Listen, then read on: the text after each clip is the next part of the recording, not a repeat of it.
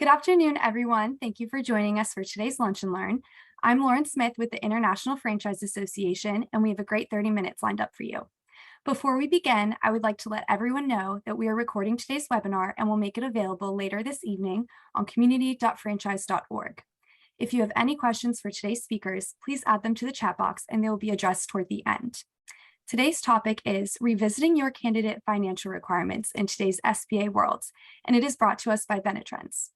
Here to provide today's discussion is Eric Schechterman, Chief Development Officer at Benetrends, and Zach Butler, Founding Partner of Horsepower Brands. Thank you all for joining us today, and thank you, Benetrends, for sponsoring today's Lunch and Learn. I'll go ahead and turn things over to you, Eric. Thank you, Lauren, and as always, thank you to the IFA. We're obviously always honored to be a part of these, and we're very honored to receive the preferred vendor label from the IFA as the preferred funding partner and be able to offer these educational webinars. Again, as Lauren said, please feel free to type in any questions to the chat box, and anything we don't get to, I will get copies of all the questions and can contact you one-on-one. And I'm always happy to be joined by this individual in any form, but especially on this topic today. So my guest, Zach Butler. Zach, thank you for joining us. And obviously, I think the Horsepower name is very well known, but kind of give us a little update, a little background on you and what's been happening on the Horsepower side. Yeah, thanks, Eric. I've got a unique perspective on franchising.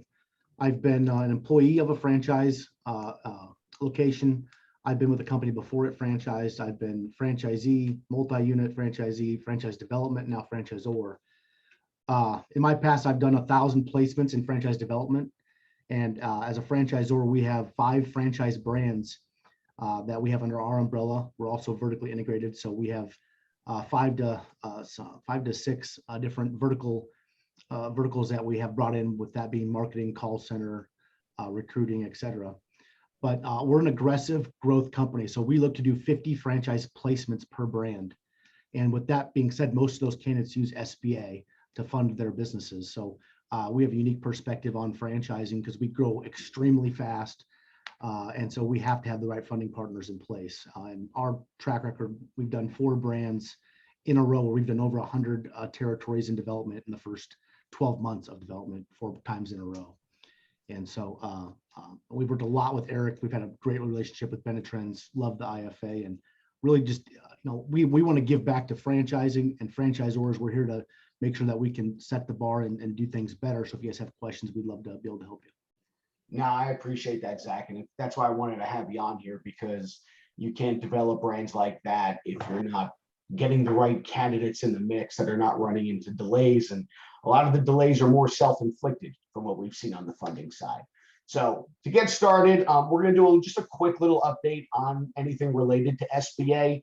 I know there's a lot of chatter, especially with the changes in the prime interest rate, what impact that has on the lending environment and on FranDev. And really how you should just reset or rethink your financial qualifications for candidates and how multi-unit deals plays into that. I mean, Zach, real quick, your experience just from the last 8 to 10 years, has it just been like one extreme to the other of what it used to be on the SBA side to what's expected and what you look for on a franchise side? I don't think so. I think it's been, consistent in franchising is a hard thing to say. But I think the down payments have been pretty similar. Interest rates have, ranged several percentage points, but I think we've still been somewhat competitive. I think during different parts of that time period, there has been liquidity requirements that have changed, and a lot of banks have changed their appetite for risk. So we've changed several lenders as well. But I think having a solid brand with great infrastructure, with good franchisee financials is an important part of making sure that those banks are comfortable. No, and you actually hit on a couple of major points right there. And it's funny, I always tell people that the outlier of SBA is usually in troublesome times. The housing crisis of 08 and 09, during COVID. Those are the outliers. The norm is almost where we're going back up to right now. But there's not a minute of the day that goes by where I don't have a franchisor or a franchise development person. Eric, what are these rising interest rates going to do to lending? And I sort of like to switch that around just almost semantics wise and say, interest rates aren't rising. They're going back to where they always were. You've just been getting a discount for the last 2 years. Because if you really look at it, I mean, literally, I pulled this stat the other day.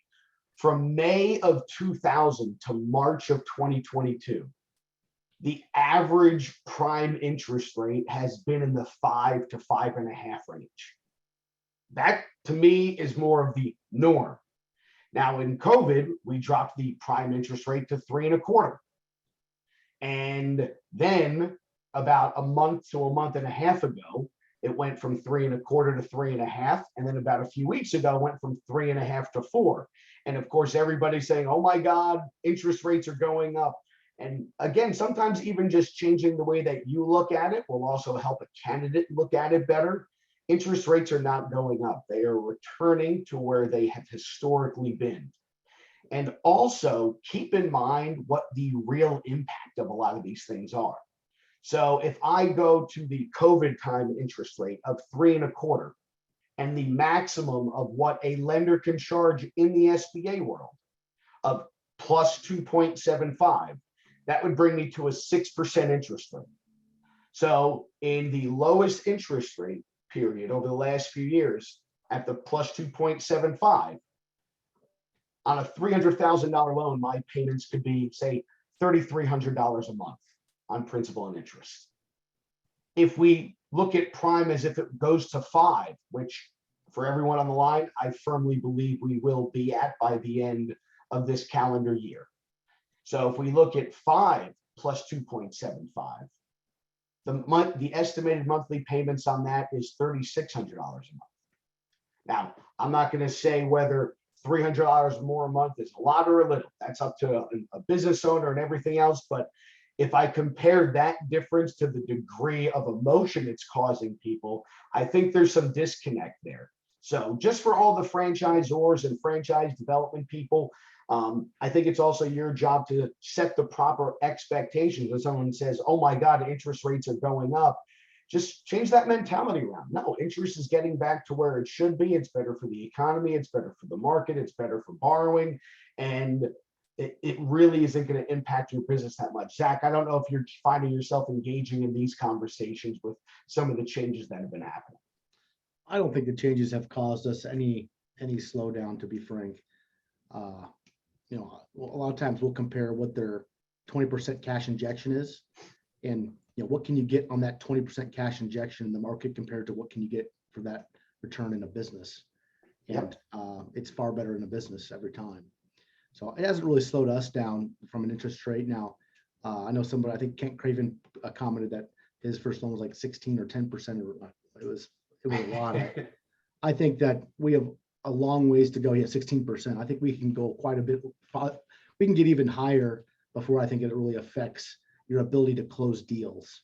I think people might leverage, you know, home equity line of credit and some other forms of capital before it gets to that. But absolutely, we haven't been concerned whatsoever, to be frank. Yeah, and I always remind people, keep in mind, if we ever start getting to those much higher interest rates, it's usually tied to some type of booming economy that's probably supporting your small business anyway. But one thing just to remind everybody on the line, when it comes to SBA, it's really not as complicated as you think. I think where people don't understand is throughout all the different turns and lefts and rights and ups and downs of lending, banks are still businesses.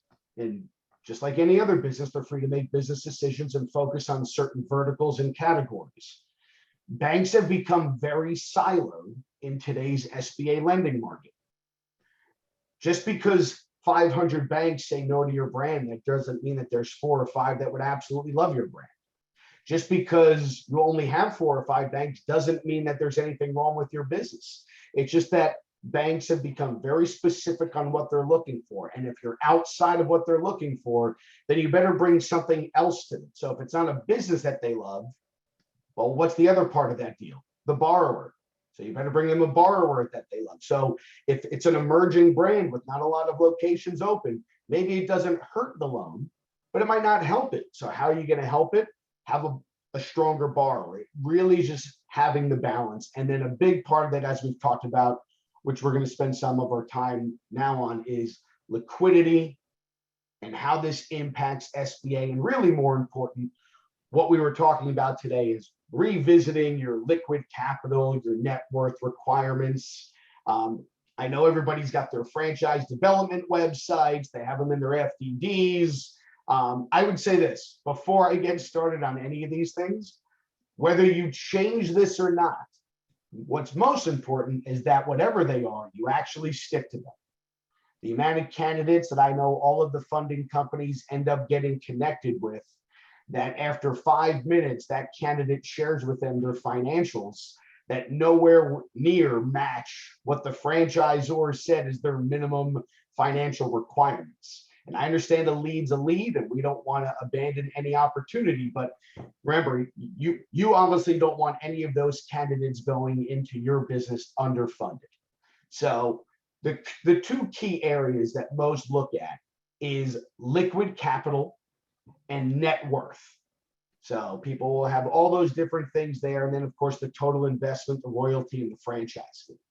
So when you're looking at liquid capital, that is viewed as assets that are either cash or can be quickly and reliably converted into cash within about 30 days. So the reason I put that verbiage up there is that's why a house is not considered liquid, because it cannot be quickly and reliably converted into cash in that short time period. Now, net worth includes the value of all assets, liquid, illiquid, less the balance of your liabilities. If you own it, it's part of your net worth. I will tell you this, in my world, and I sometimes say things to be a little bit theatrical, net worth is meaningless to me. Liquid is key. Liquid is the strength of a borrower. Liquid is what get deals done. Liquid will be stronger than anything on the net worth. And when you ask your candidates this, and Zach, I'm sure you can comment here, is when you ask your candidates their net worth, you'd be amazed how many people don't even realize how to formulate their net worth. And they just, oh yeah, my net worth is $1 million because I own $1 million home. So Zach, any thoughts of what you've seen worked or not worked here? Yeah, I'm going to rewind a little bit. I think you said a lead's a lead. I think for us, that's not the case. But if you're an up and coming franchisor brand with no reputation and you're new, a lead is absolutely a lead. Now, here's how I as a franchisor look at the net worth versus liquidity. Their liquidity is their ability to get funding. Their net worth has been accumulated over time and has taken life experience, knowledge, and failures to get to that net worth. And that is what you determine is their ability to run this business. So a father-son team where the father's the finance and the son is going to be the money, we don't, that son is not qualified to be a franchisee to us. He has not earned that net worth to be the business owner that we need to be successful. So we look at it as the net worth is really their score to show how valuable how valuable is their experience to run this business that we've set this bar at. So if we say our net worth is $500,000, if a candidate has $200,000 of net worth, but they have enough liquidity, per se, they still haven't built up their net worth that really gives them the experience to run the business of our magnitude. So I think we look at those a little bit differently. Does that help a little bit, Eric? No, that's actually a fantastic example, because I've heard many franchisors say, when you're working with a candidate, they already own a business. That business is their life, and how they manage their life financially is how they operate their business. It's a good example on how they're likely going to operate your business. But even beyond all that, I still think it's important for everyone to go all the way back to the title of, I'm not telling anyone to reset their FDDs or do anything there, but it's really to do the math and do the reality of what we're looking at today. So these numbers are actually pulled right from a franchise's website. I went right to their website, average investment range, 350 to 570. So let's take the middle number. Let's call it a $450,000 project. Let's say an SBA loan was going to cover 75% of that. which is typically a range that you're going to see 70 to 80% of a project size. So with that loan size, they want the borrower to inject 112, 500 as far as their personal injection, their equity injection into the business. So if this person met this brand's liquid capital requirements, I'd have $150,000 in liquid. I just put $113,000 in. It left me with a little under $38,000 in liquid. Honestly, it's not terrible. Is that incredibly strong? Not in the eyes of the lenders. I would tell you there's no hard, fast formula. There's what I call checky math, which is my own math, which we'll get into at the end. But some lenders look at a goal for post-closing liquid to be a flat number. I work with lenders that say they want to see $40,000 or $50,000 left over.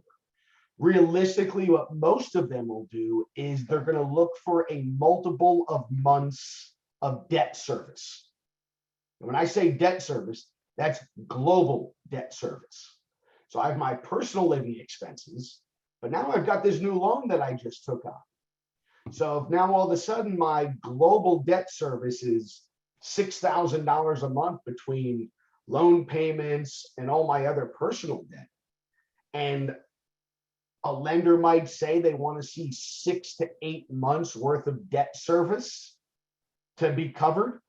And that's usually if that borrower or a spouse is still working and receiving an income to support that debt service. If your borrower has no income stream coming in, I would say lenders are looking at 10 to 12 months worth of debt service coverage. So in this scenario, it's not scary. But here's where I see the biggest mistakes get made. And Zach, this is where I really want you to chime in next is, what about this scenario if we're looking at multiple licenses? Because in my experience, most franchisors, those liquid requirements, net worth, they don't change it when it comes to multi-unit. They just look at it and say, oh, those are our candidate requirements, you met them. Well, if you're looking at multi-unit, multi-territory, you need to change your expectations, because now let's look at this scenario. Same $450,000 project. Assume the same size loan. I have to inject the same amount of money. So let's say I paid $80,000 in franchise fees. So in a brick and mortar business, for this example, because some of this will change from brick and mortar to service, but in a brick and mortar business, the bank is only funding one project at a time. So my second license fees, one, is not something that they are going to finance, and two, it has no bearing on this loan. So now, if I have 150 in liquid, I paid $80,000 in franchise fees. The loan remains the same, and I can only count that first one. I have 150, put 80 in franchise fees. I have 70 left over. I can count 45,000 of that. Say that's what the first license cost towards my equity injection. Now I have to inject from my liquid 67.5 to get to that total amount. I now have $2,500 left over in liquid. I will tell you what that borrower will be. If they already paid those license fees, you will have the proud owner of 2 licenses and no locations. And this is where I've seen the biggest mistakes. And I know, Zach, you've got more of the service-based side, but I'm sure you can speak to this, because in service-based, they can include that all as one project. But I still think not a lot of people are, because not only that, remember, as a franchisor, you don't want your candidates going in underfunded. That liquid is their runway. It's their safety net. It's their ability to go get additional funding, additional equipment. So Zach, when you've dealt with multi-unit, how have your views change on liquid requirements? Well, yeah, let's focus on brick and mortar first. And this is an epidemic in franchising, and it does need to change. Like, this is a huge issue where there's a lot of sold but unopened locations, because you sell someone a 4-pack or a 3-territory deal, with the same net worth as somebody that buys one, they have to have that first location cash flow to fund the second and third locations. And that happens in the first 12 to 36 months, about 1% of the time. Let's just be honest. So I think you have to scale your net worth and liquidity based on how many licenses they're buying with brick and mortar, because if they're buying a 3-territory market in a brick and mortar, they cannot fund the other 2 franchise fees with the SBA. They have to come out of pocket for that. So they need increased liquidity. Now in service, a mistake that we made is that we've also done the same thing, where we did not necessarily in the past, we did not increase our net worth or liquidity, because they can fund all of the franchise fees in the same SBA loan. So their cash out of pocket is far less. But here's a mistake that we made, is that the people that bought 5 territories didn't do any more revenue than the person that bought 1 territory. It's because we didn't put extra requirements of equipment, marketing costs, strategic plans in place that cost money for them to develop those territories. So one of the things that we've done now is that if they get over 3 territories, they have to buy another equipment package. Their marketing cost doubles and their investment goes up quite substantially. So number one, that I shouldn't say prevents, but it discourages people from overbuying on territory. So we try to encourage people that 3 territories is a sweet spot for us, but our net worth and liquidity do change if they go above that. And the requirements that they have to meet and start with also are higher. So that way they can scale those additional brands. Now, one of the things that we do that I think is probably difficult for a new franchise brand, because fortunately we're well capitalized, is that if their project cost, let's say, is $500,000, the SBA is most likely going to come in at 20% down. So they're going to need $100K. Let's say that their franchise fees is $135,000. We will allow them to pay just the $100,000 in franchise fees. And then we'll have the SBA fund the remaining territory cost. That way we can leave them with more post-closing liquidity, so the funding is easier. Some service-based businesses require them to pay all of it up front, where we look at it as goes, we're going to get it anyways. Let's just make it easier for them to finance and keep as much liquidity in their pocket as possible. We do that, and we work with brokers across the country. We still pay out the broker's commission at the same exact time if we did it or not. We still pay our sales team internally the same if we did or not. We just make sure that 20% down covers those costs. Yeah, I mean, there's a lot of different strategies, but the key thing you said there, anything to preserve liquidity. And you talked about the brick and mortar aspect. Most franchise brands have in their development schedule, you're going to open the second location 12 to 18 months, or you're going to open this many locations in this time period. Well, even if I do go an SBA loan on number 2, it's going to be the same loan to project size. The bank's going to fund 70 to 80%. So the borrower's still going to have to put down 20 or 30% of that. So they need to have that liquidity. And, Benjamin just mentioned a question in the chat. Why is post-closing liquidity so important? For basic reasons, it's showing, there's so many aspects. Number one, it's the borrower's money left over to support debt service while the business is ramping up, number one, because it's going to take time for that business to actually develop and perform. But if all the data you look at over the years, one of the biggest data points of why small businesses or franchise owners fail is when they go in bootstrapped already. So are they spending the marketing dollars the way that they should? Are they hiring the manager the way that they should? Are they using loan proceeds to cover their personal living expenses? That post-closing liquidity is Can we talk about such that a quick? key thing. So I think a great way to answer this question is, let's just say that a franchisee's cost of living is $10,000 a month. And the franchise development guy is probably saying that all this business cash flow is really fast.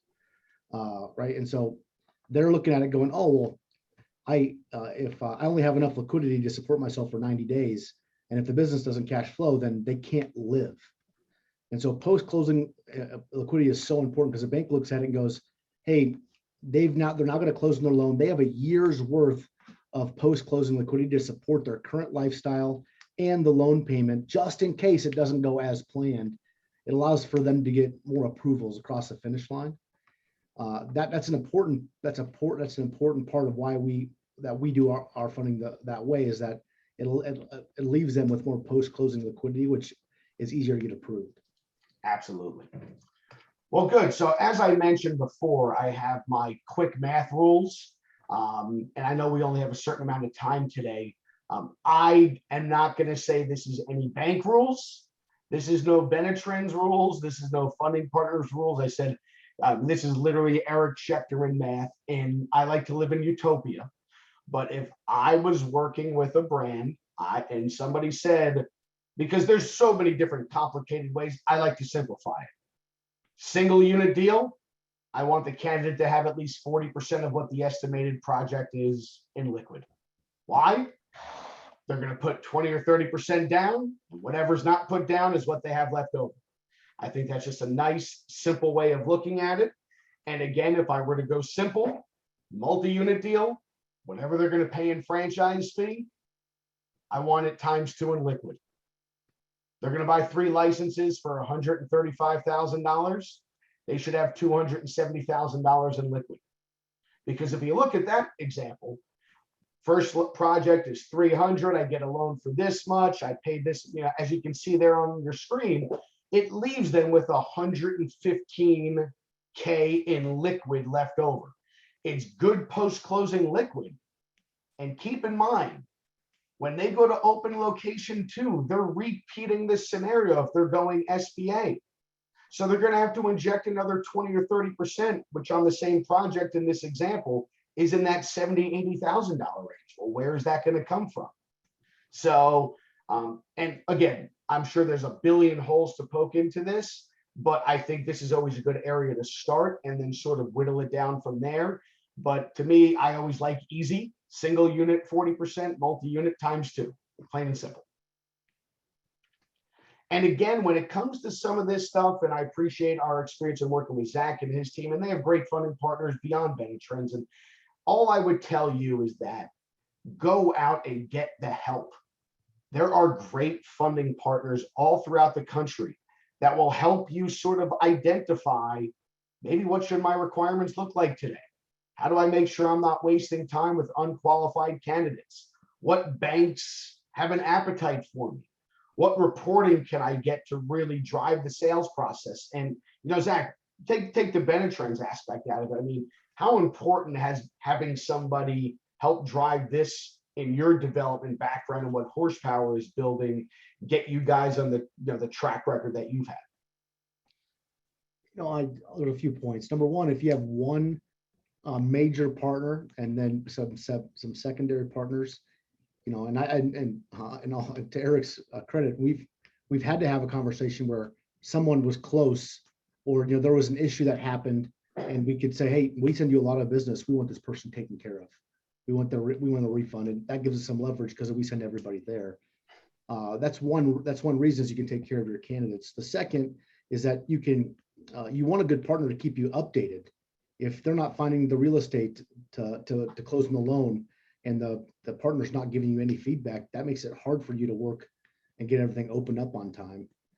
The third is that you want someone that understands your business, that understands you as people, what you're doing for franchisees, and having that partner and that proof of track record, I think, is highly important. And if you're a new or up-and-coming franchise brand, or you have less than 100 units, I think it's necessary to work with a company like Benetrends, because they'll give you, there's been a lot of times where Eric's thrown us a big bone that he didn't just do that because of our size. He did that because it's the right thing to do.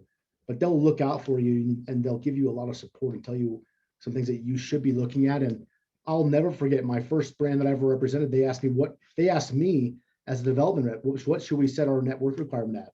I called Benetrends and said, what should it be? And that's what I went back and told them. That was the first brand I ever did development for. And so I think that there's a great partnership, and there's a lot of knowledge that you can learn from companies that have been doing this, that work with a lot of different franchise concepts. Yeah, and I think I get calls all the time, and I know the other funding brands do. Hey, should this guy buy 3, or should we get him 1, get him off on the right foot, and then we'll see what happens from there. So the goal should always be to get your candidates set off with the right success. And like I said, whether it's whatever funding partnerships are out there. I typed in my contact information into the chat box for anyone that wants a copy of these slides. As Lauren said, this will all be posted through the IFA. There's Zach's contact info. If there's anything I know about Zach, he really is passionate about giving back to franchising. There's not anybody that he doesn't find time for to answer questions on. And of course, I love doing the same here. So if you have any questions about today's topic or anything else, please feel free to reach out. If not, I'm going to turn it back over to Lauren at the IFA. And thank you again for everyone for joining us today. Awesome. Thank you so much, Eric and Zach. This is excellent content and excellent feedback from all of you. We really do appreciate it. Again, this webinar was recorded and along with the presentation deck will appear on our website early this evening. You'll be able to find that at community.franchise.org. Thank you very much again to Eric, Zach, and the Benetrends team. And again, thank you everyone for tuning in. Have a great rest of your day and stay safe and healthy. Bye.